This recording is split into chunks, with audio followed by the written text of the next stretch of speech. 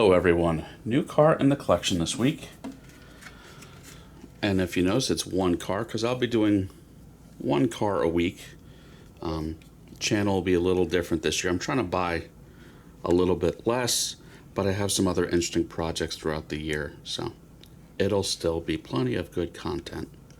So first up, this car is the Lotus Europa by AutoArt.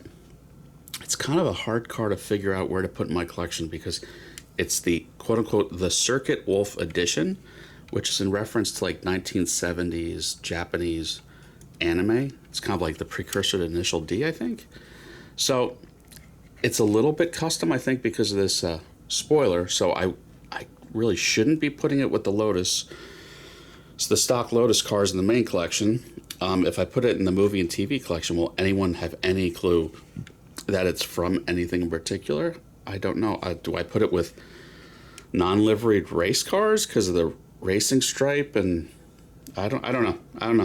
Maybe I'll just put it with the Lotuses for now until I get another maybe stock appearing Europa, which you could get a stock diecast Europa from Kyosho, which is also very good. This is the plastic bodied composite series from AutoArt. It's still very good. If you look, you've got a 4-cylinder engine.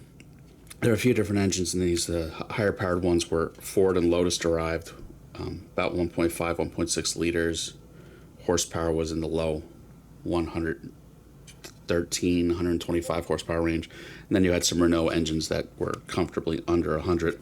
They were still pretty quick cars, though, because Colin Chapman, the founder of Lotus, is saying was simplify and add lightness. So this was, probably a 14 to 1,600 pound car that didn't weigh anything.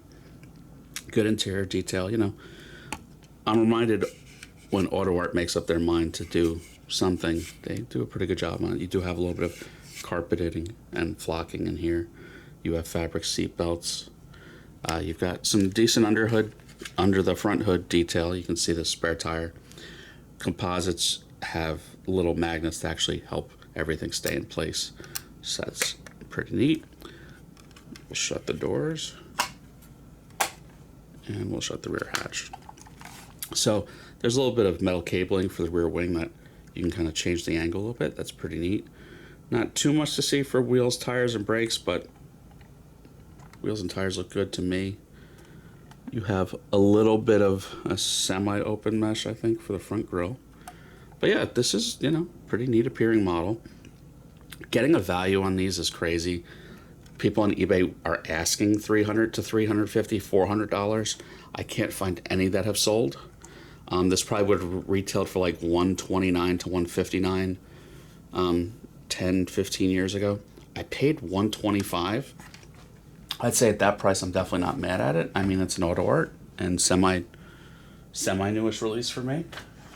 Here's the packaging. Composites are in these like blue and black fade enclosed boxes. The Circuit Wolf. And whatever that probably translates to, the Circle Wolf. But yeah, I'm pretty happy with this score. So I just got to figure out where to really put it. I mean, comment below if you have any suggestions of if you've seen my collection, where do you think it should go? But yeah, that's it for this week. Everyone have a good one. Please like and subscribe.